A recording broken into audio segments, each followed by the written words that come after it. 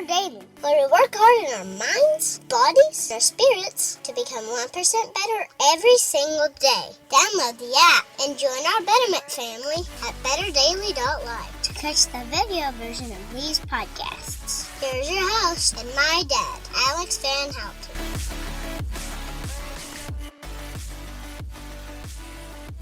What is up, Betterment family? This is Alex Van Houten in Better Daily Live. Happy Friday. It is Flex Friday, and that means that we're going to go through something to help you on your 1% better journey from an exercise perspective. And today, we're going to talk through foam rolling your calves. I don't wanna. It's going to be awesome. Good morning, KT. Thanks for joining us this morning. So, foam rolling is often misunderstood, and I'm going to clear it up. So we're going to talk through foam rolling our calves. We're going to get into that muscle, and I hope we'll show you what it is that you're going to gain from the pain. They say no pain, no gain. I prefer to say no strain, no gain in a general exercise context, but in this case, pain matters. So if you haven't used a foam roller before, this is what one of them looks like. There's shorter ones. There's one with knobs on them. There's some that vibrate, which is pretty cool. But a foam roller is just, it's got like a soft, smooth surface, but it's rigid. It's hard enough that, well, it'll actually put some pressure on some areas. And the goal of foam rolling is to use self-massage to inhibit overactive muscles. So I'm going to say that again. The primary goal of foam rolling is to use self-massage to inhibit overactive muscles. I'm going to explain what's going on while we do it, make some funny faces, and then help you understand why you might want to be doing this. So we're going to focus on the calves specifically today. You could foam roll several different other muscles in your body, and I hope not without good reason, because there are some individuals I've worked with that foam rolling doesn't make any sense. It doesn't make any sense for them to be doing it because they don't have overactive muscles that are making them move poorly. But I do have individuals for whom this is a very beneficial practice for them to help their muscles reestablish a better relationship before exercise or maybe after exercise, after a session where they've really hit a muscle hard. So we're going to work on the calves. Now, your calf complex has really three primary muscle heads. You have the soleus. I'm going to show you. Not showing off my calves here, but this is helpful. You have the soleus, which is actually this part of the calf. This is from the Achilles tendon all the way to about mid-calf. That sucker goes all the way up behind the knee here, but it goes under the bulk of the rest of the calf muscle. And then you have your gastrocnemius. That's the bulky part here. There's the lateralis, that's the outside, and then the medialis, that's the inside. So when I say foam roller calves, I'm talking about the whole calf complex, but there are particular parts of the calf that you might want to roll more than others. Remember, the goal of foam rolling, I'm going to say it again, is to inhibit overactive muscles. We're gonna relax a muscle that doesn't need to be so tight and active, okay? So I'm going to show you how to do this. I'm going to talk through it, and then I'm going to explain some different ways you might do this in order to improve your own practice. It might be your cardiovascular practice, it might be your lifting practice, but this is a very important thing for those of you who rely on your calves a lot. If you rely on your calves a lot, you know who you are because you have great calves. The calf muscle builds itself because it gets relied upon a lot. If you got big, meaty, massive, hunky calves, then, well, you rely on your calves a lot, and so this is very, very important to you. Okay, so here's the deal. Foam rolling is relatively simple. You put your foam roller on the ground, find a nice spot there. You start at the insertion point. Let's see if I can change this camera angle a bit. Wow. All right. Got a good camera angle there. Oh, well said, KT. KT's old hat at this. She said that if you don't weigh enough to put the pressure you need on there, you can always use a dumbbell. I was going to get there, but you beat me to it, and it was better coming from you than me anyway. All right, so we've got our foam roller here. I'm going to place it under the origin of the muscle. The origin is right up under the knee here, okay? And then the calf muscle goes all the way to the heel, actually wraps up under the calcaneus, the heel bone, but the bulk of the calf muscle is from here to here. And basically, I'm gonna pick myself up just a bit and roll all the way back. Now, some people would say, okay, you gotta roll this like bread dough. No, you don't. Don't do that. That's not helping you at all. What you need to do is you need to roll on the calf a little bit until you find a really tender spot. Ooh, there's a good spot right there. Okay, now here's the deal. The tender spot is called a nerve center. Your muscle is a slave to the nerve center. So it's going to be really tight and really active, right? And then when you roll over top of the nerve center, you give it a different stimulus. The layman's way of saying it, because there's a lot going on here, but the layman's way of saying it is that the muscle is a slave to the nerve, and the nerve can't tell the muscle to be overactive and ouch, this hurts at the same time. And so if you find that nice sore spot, oh, that's a good one right there, and you hold it there for about 20 to 30 seconds and just hang with it. The worse it feels, the better it's working, at least in the muscle anyway. And then right here, if you can handle a little extra weight, you can take your other leg and pop it over top of there.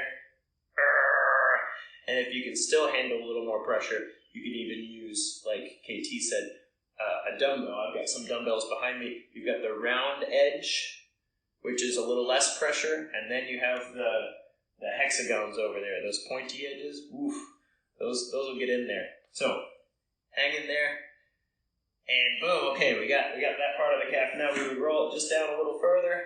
See if we can't find another. Oh, there's another one. Oh, that's a terrible spot. That's brutal. Whew. See how my eyes are crinkling up? I don't have a great foam rolling poker face here. Whew. That's pretty rough. That's pretty rough right there.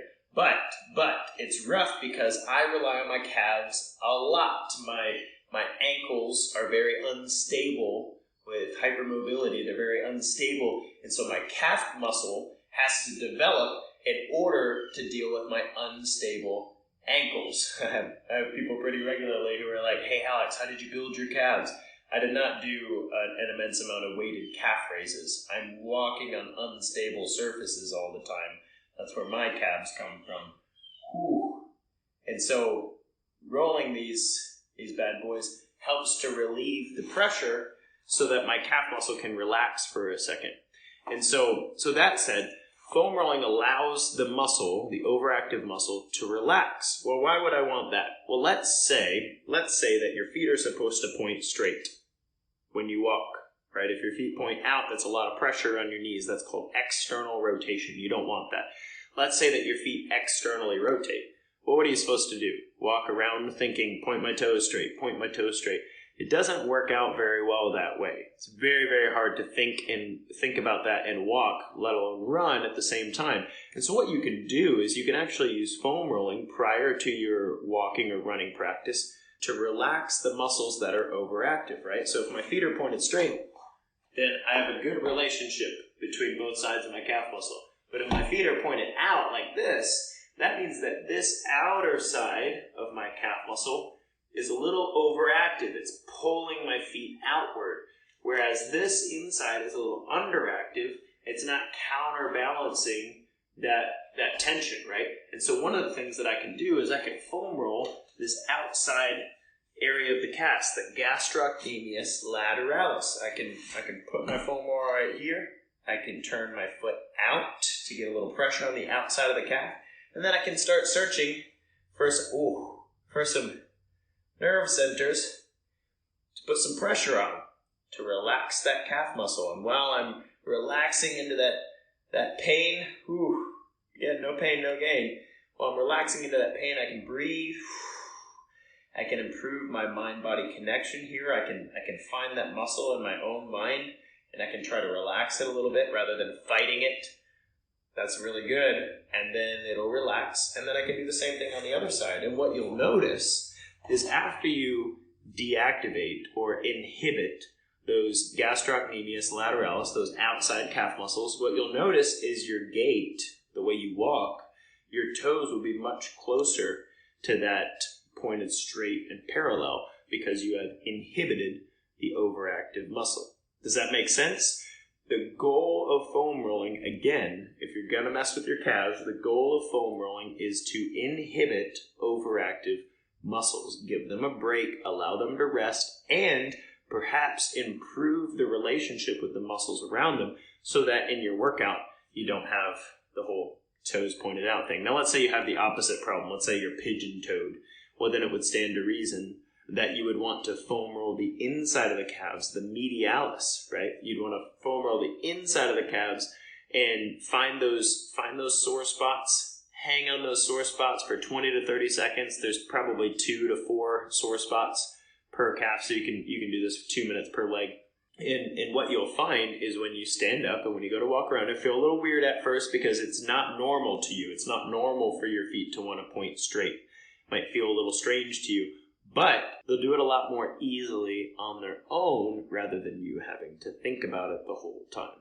And so that's foam rolling your calves. I highly recommend this for individuals who have a lot of external rotation or a lot of internal rotation of the feet, primarily during cardiovascular exercise. And I find foam rolling the calves prior to cardiovascular exercise to be a really powerful practice. The other reason I would recommend foam rolling calves is if you tend toward your toes during something like a squat or a deadlift. There are some individuals who their heels come up while they're trying to do a squat or a deadlift.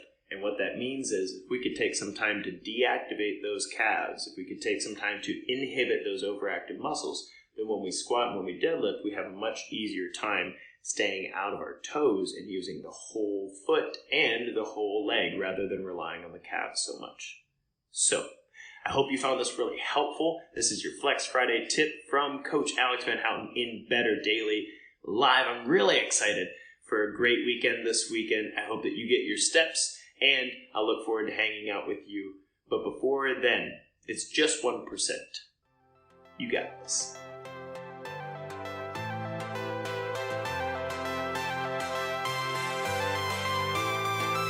Thank you for joining us for your 1% Better today. Don't forget to subscribe for the podcast. Leave us a raving review to tell others how Better Daily has helped you in your journey. If you want more Better Daily, download our app and join our Betterment family at betterdaily.live. Use code POD to get 25% off your subscription. That's POD, all caps, to save 25% on your subscription. We all have a cross to carry. It's lighter when we do it together. Go to betterdaily.live today.